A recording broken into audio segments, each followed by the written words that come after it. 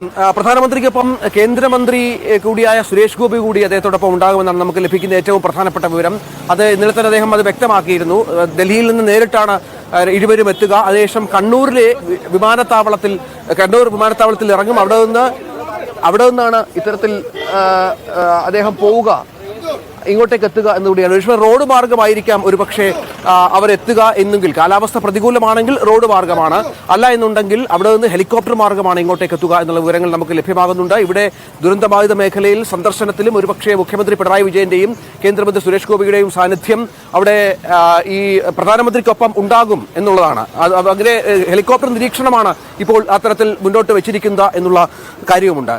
നമുക്കിപ്പോൾ MS അനീഷ് കുമാറിലേക്ക് ഒന്ന് പോകണം. അനീഷ്, മന്ത്രി മുഹമ്മദ് റിയാസ് അനീഷിനോട് ഈ വിഷയം സംസാരിച്ചിരുന്നു. എന്തൊക്കെയാണ് പ്രധാനമന്ത്രിയെ ബോധ്യപ്പെടുത്താനുള്ള കാര്യങ്ങൾ എന്ന കാര്യത്തിലും അദ്ദേഹം ഒരു വ്യക്തത വരുത്തിയിരുന്നു. ഈ വയനാടിന് വേണ്ട സഹായങ്ങൾ അദ്ദേഹം പറഞ്ഞ സാഹചര്യം കൂടി ഇതിനോട് ചേർത്ത് വായിക്കണം. അങ്ങനെ ഓരോ തലത്തിലും സംസ്ഥാന സർക്കാരിന്റെ ഒരു ഇടപെടൽ, പരമാവധി സഹായം കേന്ദ്രത്തിന്റെ ഭാഗത്ത് നിന്ന് നേടിയെടുക്കാനുള്ള ആദ്യം മുതൽ തന്നെ ഉണ്ട്.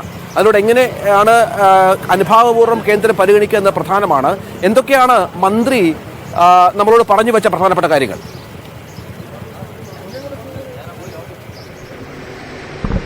മന്ത്രി മുഹമ്മദ് റിയാസ് ഈ ദുരന്തമുണ്ടായ ദിനം മുതൽ ഈ ദുരന്ത ഭൂമിയിൽ തുടരുന്ന ആളാണ്. അദ്ദേഹം സർക്കാരിന്റെ പ്രത്യേക മന്ത്രിസഭാ ഉപസമിതിയിലുള്ള ആളുമാണ്. ഇന്ന് ഏറ്റവും സുപ്രധാനമായ ദിനം, ഈ ദുരന്തം നടന്ന് ആളുകളുടെ രക്ഷാപ്രവർത്തനവും മറ്റുമൊക്കെ നടന്നു മറ്റൊരു തലത്തിലേക്ക്, ഒരു പുനരധിവാസം എന്നതിനെക്കുറിച്ച് വളരെ സജീവമായി ചർച്ച ചെയ്യുന്ന ഘട്ടത്തിൽ ഈ വയനാട് വാസികളുടെ ഏറ്റവും സുപ്രധാനമായ ദിനമാണ് ഇന്നും പ്രധാനമന്ത്രിയുടെ സന്ദർശന ദിനമെന്നാണ് അദ്ദേഹം പറയുന്നത്. കാരണം നേരത്തെ കേന്ദ്രമന്ത്രിമാരായ ജോർജ് കുര്യനും സുരേഷ് ഗോപിയും ഒക്കെ ഈ സ്ഥലം സന്ദർശിച്ചിരുന്നു.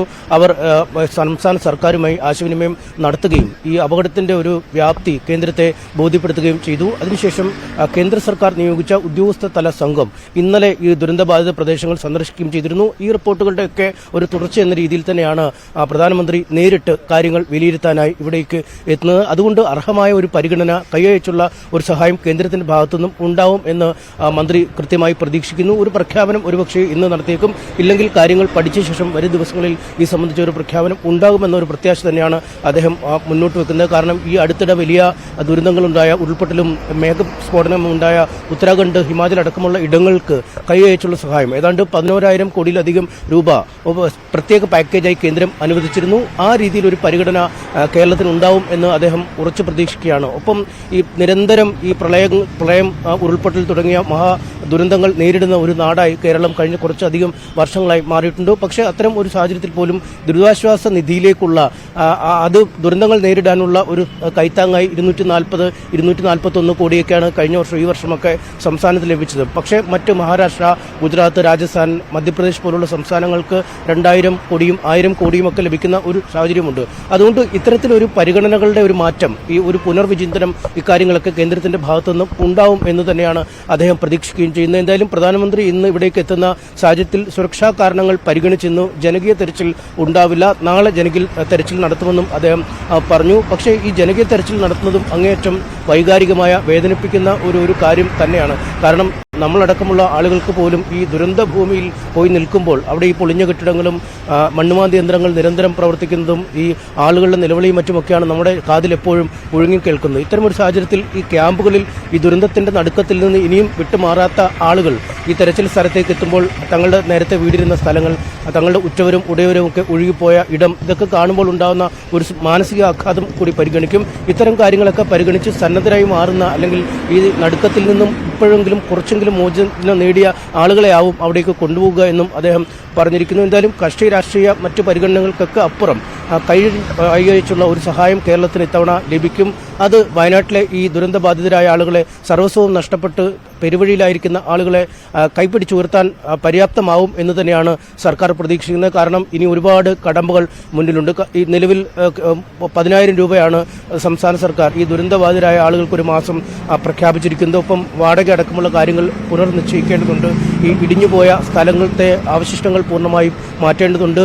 ഈ സുരക്ഷിതമായ വീടുകളുള്ള ഭാഗങ്ങൾ ഏതാണ് എന്ന് കണ്ടെത്തേണ്ടതുണ്ട്.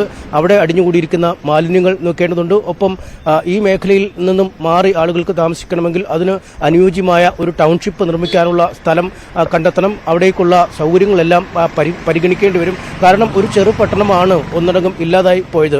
അതുകൊണ്ട് ആ ടൗൺഷിപ്പിൽ എല്ലാ കാര്യങ്ങളും വരണം. ഈ സ്കൂള് തകർന്നുപോയ സ്കൂളിന് പകരമുള്ള സ്കൂൾ വേണം. വിദ്യാർത്ഥികളുടെ വിദ്യാഭ്യാസം ഉറപ്പുവരുത്തണം. ജീവനോപാധികൾ നഷ്ടപ്പെട്ട ആളുകൾക്ക് ജീവിത മാർഗത്തിനായി പുതിയ വഴികൾ തേടിക്കൊടുക്കേണ്ടി വരും. ഇങ്ങനെ സമഗ്രമായ കാര്യങ്ങൾ, കേവലം ഒരു വീട് നിർമ്മിച്ച് നൽകുക അല്ലെങ്കിൽ ഒരു സ്ഥലം നൽകുക എന്നതിനപ്പുറം ഒരുപാട് പ്രതിബന്ധങ്ങൾ സംസ്ഥാന സർക്കാരിന് മേൽ ഉണ്ട്. ഈ പ്രതിബന്ധങ്ങളൊക്കെ മറികടക്കാൻ കേന്ദ്രത്തിന്റെ ഒരു കൈത്താങ്ങ് ഈ ഘട്ടത്തിൽ ഉണ്ടാവുമെന്ന ഉറച്ച വിശ്വാസമാണ് മന്ത്രി റിയാസ് പങ്കുവച്ചത്. അല്പസമയത്തിനകം റവന്യൂ മന്ത്രി കെ രാജനും സ്ഥലത്തെത്തും. എന്തായാലും ഇവരുമായൊക്കെ പ്രധാനമന്ത്രി ആശയവിനിമയം നടത്തിയേക്കുമെന്ന വിവരങ്ങളാണ് നമുക്ക് ഈ ഘട്ടത്തിൽ നൽകാൻ കഴിയുന്നത്. രഞ്ജിത്ത്.